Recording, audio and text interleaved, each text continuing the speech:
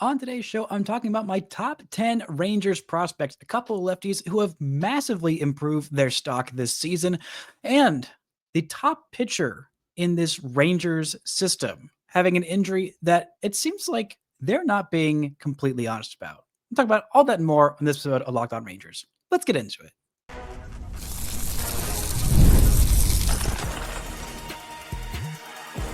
You are Locked On Rangers, your daily Texas Rangers podcast, part of the Locked On Podcast Network, your team every day.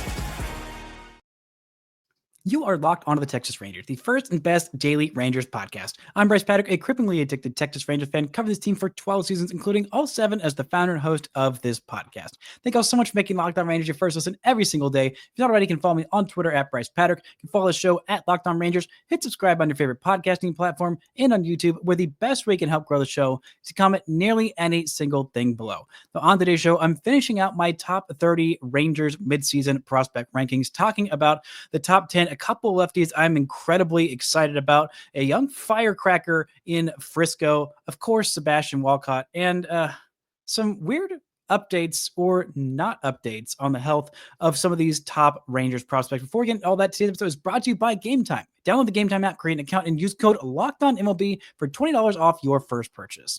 Now, we left off with the number 11 prospect in this Rangers system, so we are doing the top 10. The number 10 prospect in my top Rangers prospect rankings at midseason is a guy who's still not for much longer has prospect eligibility. That is outfielder Alejandro Osuna, the 22-year-old left-handed hitting firecracker outfielder who is in the Rangers Rangers major league team right now, doing some stuff and providing some sparks, showing what he is capable of. Now, the numbers overall this season in the big leagues are not all that impressive. In 80 plate appearances, he's hitting just 167. The on-base is below 300. The slug is below 250. That's a 515 OPS with just one homer in those 80 plate appearances this year.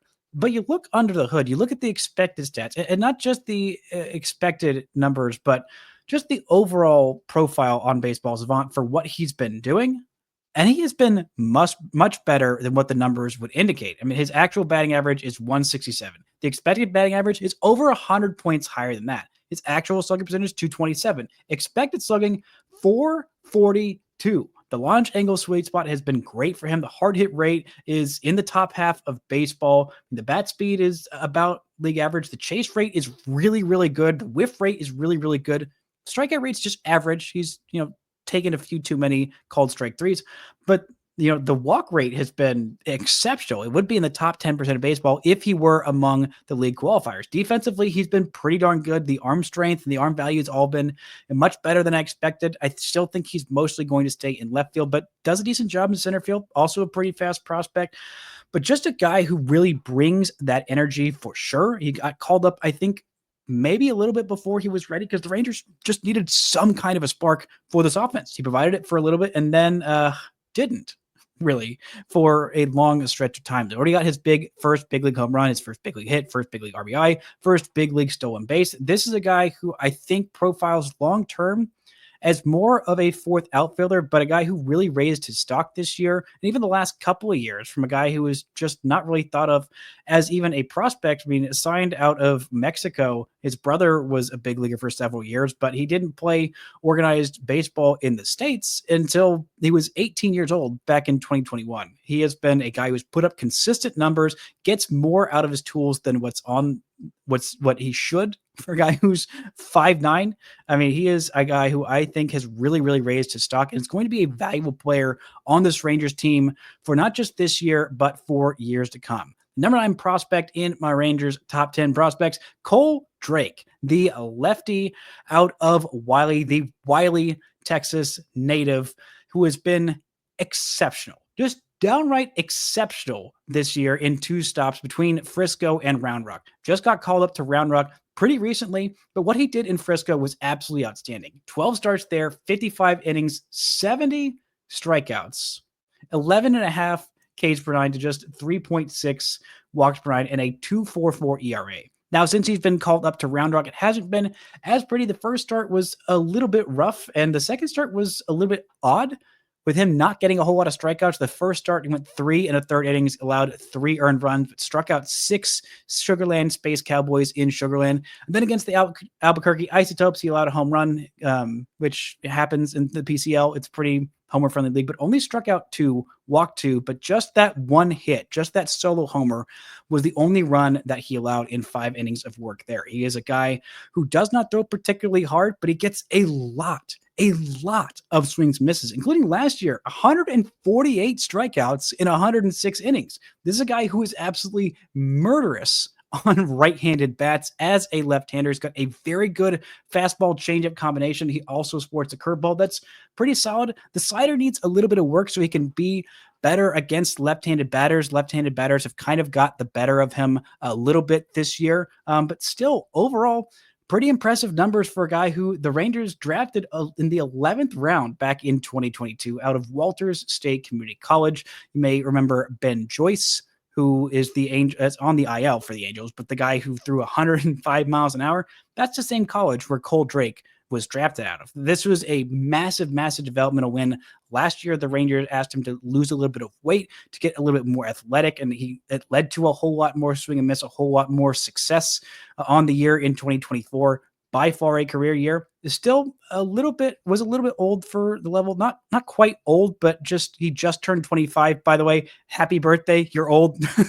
Literally happy birthday today, Kohl Drake. He is 25 years old today, but he has been putting up fantastic numbers. I really do think that, his ceiling is a guy who's a number 4 or 5 starter in the big leagues. And I think at the worst, the floor is a really, really, really nasty reliever with a lot of swing and miss. I think that fastball would play up from being in the low 90s. It would maybe go more towards the mid 90s. He's got some real funk in his delivery. That changeup is really, really good. The curveball is pretty good. And if he can get that slider to be more than a fringe average pitch, or just figure out some way to attack lefties a little bit better, I think this is a guy who could very easily be a number 4 starter in the big leagues. But the floor right now, as someone who is already succeeding a lot in AA and is starting to have some success. We've only seen him pitch just twice in AAA, but I think he can definitely have some success there. He's a guy who's going to be a part of this Rangers team for years to come. I really like what he's done this year. I think he's taken some strides and moved forward from even what he did last year, which was pretty darn good. I mean, last year, a 2.29 ERA in 106 innings with 148 strikeouts. That's incredible. Fewer than 3 walks per 9, more than 12.5 Ks per 9 for a full season. That's exceptional. And this kid, even though the stuff isn't as flashy, that's why he's probably not going to make a whole lot of top 100 lists. I think this is going to be a good big leaguer for several years. Now, the number 8 prospect on this list, Yolfran Castillo, the young shortstop / third baseman out of Venezuela, who really burst onto the scene last year. Not a big money signee, but when you hit over 400 in nearly 100 plate appearances in the Dominican Summer League, people start to take notice. He hit 414 last year in the DSL in 20 games, 96 plate appearances, did not have a home run, but had an on base of 552. 552 in nearly 100 plate appearances. That's not a big sample size, but it's not a small sample size by any means. He played his last 15 games of the year at the Arizona Complex League, and he did all right there. He hit over 300, 333, a 379 OBP. This is a guy with incredibly advanced feel for the plate, for the bat. He does not swing and miss a whole lot. Only had 15 strikeouts in 162 plate appearances last year. This year, the strikeouts have been a little bit worse. You look at his numbers overall, you'll be thinking, okay, well, he's a repeating level. He's 18 years old at the Complex League. He's got just a 689 OPS. What are you seeing there? Well, he is still so incredibly young. And you go into his splits and you see, well, the month of May was really good. He hit 313 with an on base in the 360s, a 788 OPS. You look at July, in 11 games there so far, he's hitting over 300 at 326. His OPS is 824 in 49 plate appearances so far this month. But you look at June, and he was really struggling mightily in June, hitting under 200. The on base was below 250. The slugging percentage was below 300, a 510 OPS in that month. And even though he still does not yet have a professional homer in 387 plate appearances, 88 games, I think he's absolutely going to get there. I mean, he's listed at 6'3", 165 pounds. This is still an 18-year-old. He does not turn 19 until February of next year. He is still very, very young and adding on weight. I mean, this year he has still been very, very fast on the base path, though. 17 stolen bases in just 19 attempts. And last year he was 10 for 14 in stolen base attempts. So this is a guy who can play a legit shortstop who is not eventually going to strike out that much. I'd like to see him walk just a little bit more this year, and maybe start to add some weight at the end of this year when he comes in at 19 and is maybe playing full season ball next year.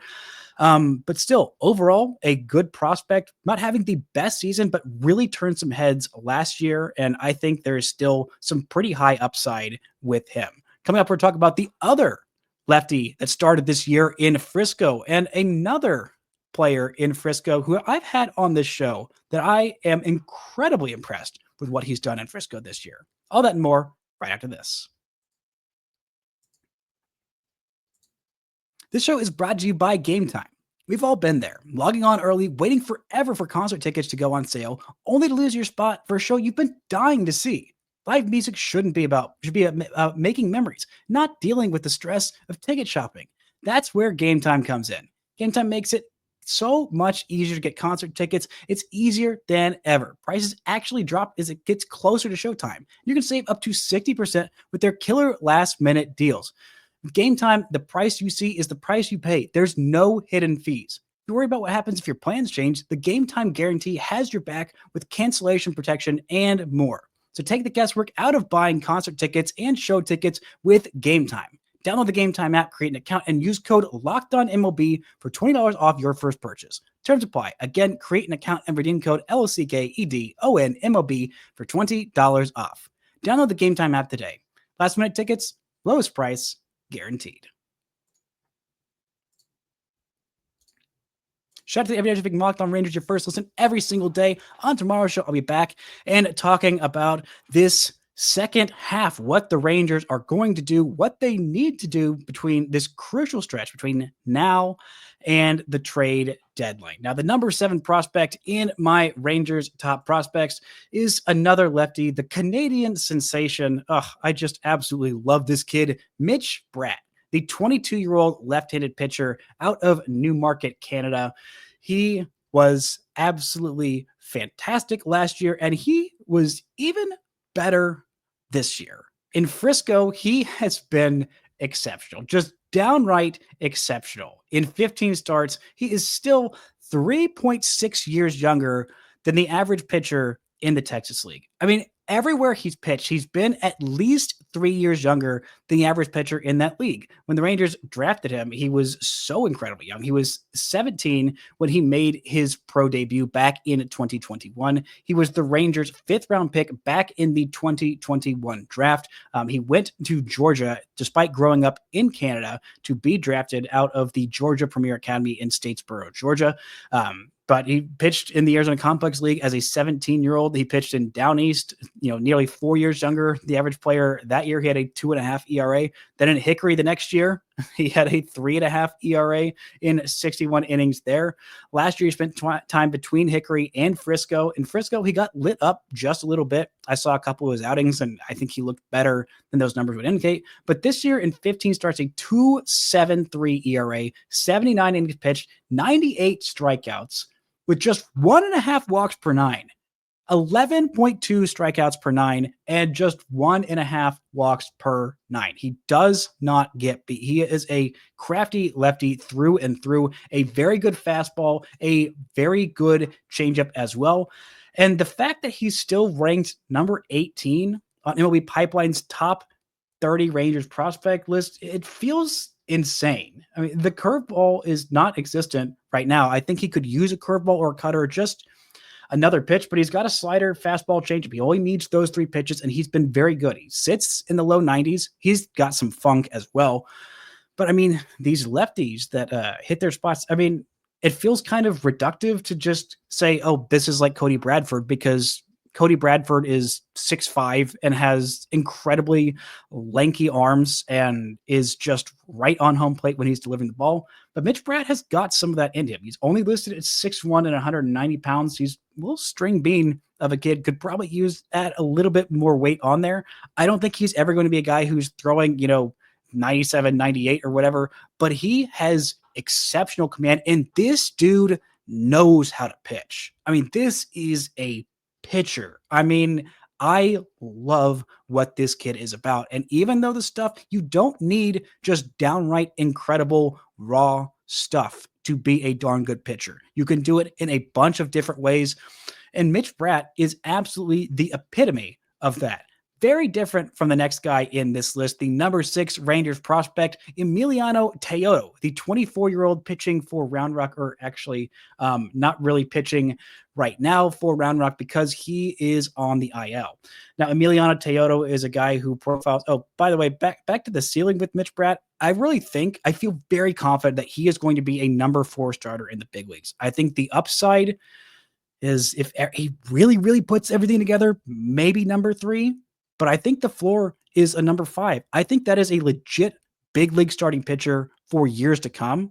And I think he's probably going to be a number 4 caliber starter in a rotation for a long, long time. And for a guy who is a lefty who throws 91, 92, 93, that is a great, great outcome. Now, Emiliano Teodo is a very different pitcher than Mitch Bratt. He has been moved to a bullpen role where he has not really thrived this year. It has been a struggle for Emiliano Teodo. He's dealt with some injuries. He had shoulder fatigue in April.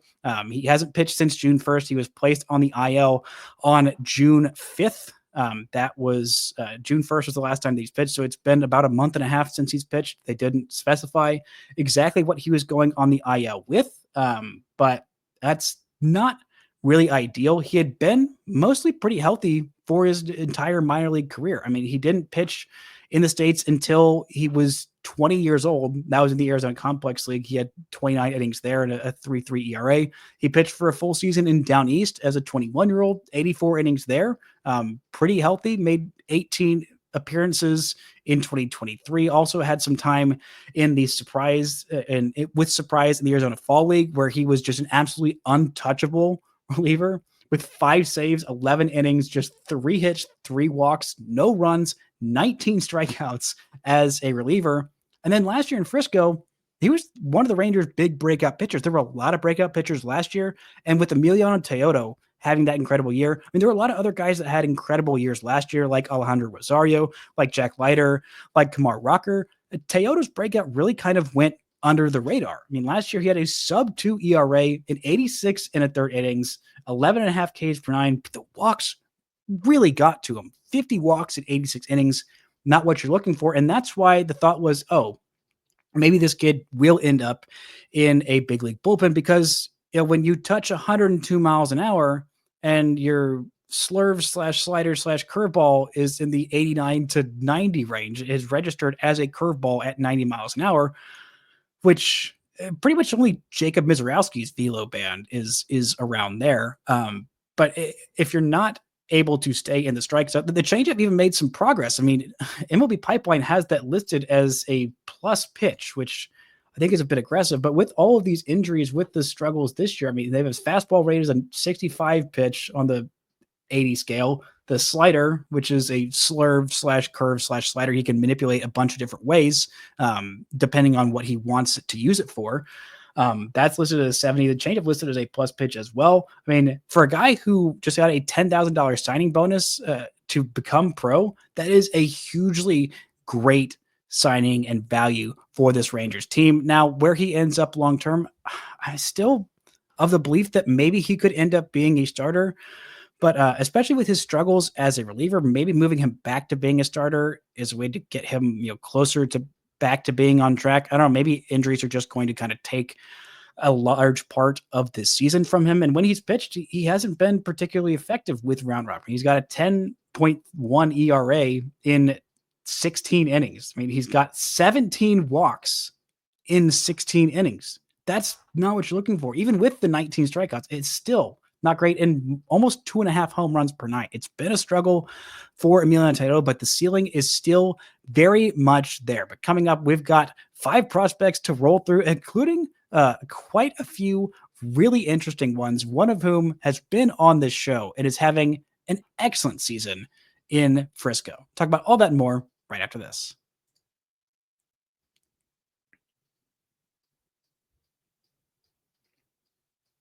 Now, the number 5 prospect in this Rangers system is Cameron, or as he told me on the show to call him, Cam Cauley. This is the Rangers' 3rd-round pick from 2021 out of Barbers Hill High School in Mont Belvieu, Texas. Grew up as an Astros fan, or as a Rangers fan in Astros country.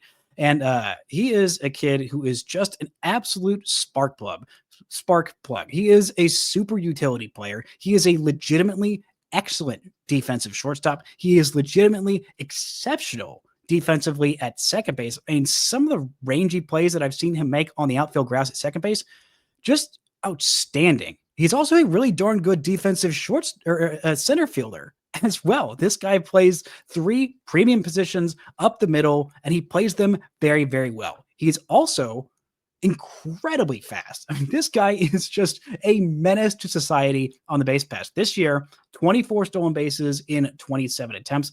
Last year, 90% success rate on 30 steals attempted. So 27 steals. The year before that, he had 36 steals in 41 attempts. The year before that, he had 38 steals in 43 attempts. I mean, this guy has been running wild for his entire minor league career, and he's got more power than a guy who's listed at 5'10", 170 you might think he would have. I mean, he's hitting 250 so far in the season, a 326 on base percentage, slugging over 400, a 742 OPS while playing 3 different defensive premium positions. That's exceptional. He also hits lefties really well, an 810 OPS there versus just 709 against righties. And in the month of July, he has been really catching fire, hitting over 300, on base north of 360, a 913 OPS with 2 home runs in 11 games so far this month, and 4 stolen bases without getting caught stealing. This is a very, very good player who I think one day could be a big league regular. The floor for him is so incredibly low because even if he doesn't hit at the big league level, he'll still have some pop. He'll still work some decent at bats, but he will be an absolute menace on the base pass right now. I think he's the fastest guy in this Rangers system. He will play elite defense at some premium positions, and that alone is good enough to get you into this top 5. Now, number 4 on this list, not a whole lot to say about him this year. Winston Santos, the right-handed pitcher. He has pitched twice this year. Unfortunately, he has been on the IL since April with a stress reaction in his lower back. It was initially supposed to keep him out for 8 to 10 weeks. That was back when he was diagnosed on April 23rd, but we are now at 12 plus weeks. I don't know exactly when he's going to come back, but in his 2 outings for Frisco, I mean, he went 5 2/3 innings, struck out 11. That's right, 11 in under 6 innings of work. He's got a special fastball with great properties. He uses it very, very well. The slider has taken some big steps forward. The changeup is looking like a solid 3rd pitch. I still think he ends up as a reliever, but a really darn good one with a fastball that would get probably into the upper 90s if he moves towards that relief role, and that slider would not have to be as good, just good enough to get hitters off of that special fastball. Now, the number 3 prospect in this Rangers system, I want to talk about him as a pitcher before I talk about the weird situation with him and his injuries. It's Alejandro Rosario, the Rangers' 5th round pick back in 2023, drafted out of the University of Miami. He is a guy who's got 3 pitches, and they're all potentially plus to maybe double plus. He's got a fastball, he's got a splitter, he's got a slider. He uses them incredibly well. He was a massive Rangers drafting success, drafting a guy in the 5th round out of a major college in the ACC with a career college ERA of 6.5. You may be excused for thinking, what the heck? This guy walked a batter basically every other inning and had about a strikeout per inning, but not anything especially great. But the Rangers saw something there, reworked his delivery, and he was absolutely exceptional last year. The Rangers minor league pitcher of the year. 129 strikeouts to just 13 walks. Yeah, he was one strikeout away from having 10 strikeouts for every walk he had last year. He fills up the zone. He pitches incredibly well to righties, to lefties. He does not beat himself. He goes deep into games. He knows his arsenal, and all three of those pitches are great, but they work even better together, and he had a 2.24 ERA. Now, this year, it has been a bit of a weird mixed bag with him. He's 23 years old. He was expected to go to Double-A Frisco this year. He spent time last year between Down East and Low A and High A Hickory. He actually earned the promotion to Frisco, but then did not pitch. They just shut him down because he was dealing with a little bit of fatigue. This year, he was diagnosed with a torn UCL back on February 23rd. On March 18th, the Dallas Morning News wrote their prospect write-up on him, saying he was expected to undergo Tommy John surgery sometime before the start of April.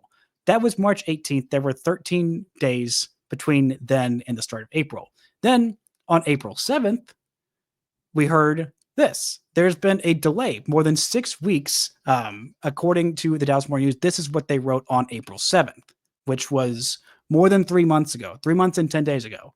Said, quote, the delay due to an unrelated and undisclosed consideration regarding surgery likely moves his return to the midpoint of 2026 at the earliest. That was back in April. This is 3 months later. He is almost assuredly going to miss all of 26 now. They got a quote from President of Baseball Operations, Chris Young, in that article, and he said, quote, we are hoping to bring that to resolution soon, end quote. That was told to the Dallas Morning News recently, according to that article, which was 3.5 months ago. We are now almost 5 months past when he was diagnosed with this torn UCL. We have no update for the last 3.5 months, whether he had surgery, whether he hasn't had surgery. Why, if he hasn't had surgery, has he not had it? This was a universal top 100 prospect in baseball and top 50, a lot of different places. In Baseball America, he was the number 49 prospect in all of baseball before this season. In MLB Pipeline, he was the number 50 prospect in all of baseball. In Baseball Prospectus, come on, Grant. He was only the number 72 prospect. I know Grant fought for him to be higher in that BP preseason top 100 prospects list.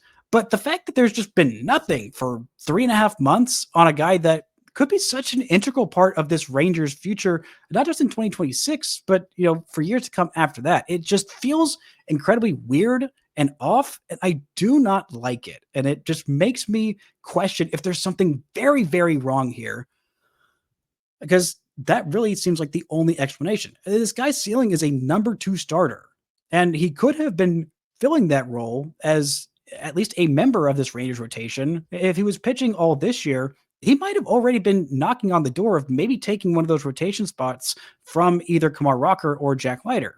He's not, and he's going to be maybe not pitching at all in 2026. So we're going to have all of 2026, all of 2025 with no Cody Bradford, and with all of it, and maybe all of 2026 with no Cody Bradford or Alejandro Rosario. It just feels super weird and murky, and I do not care for it one bit.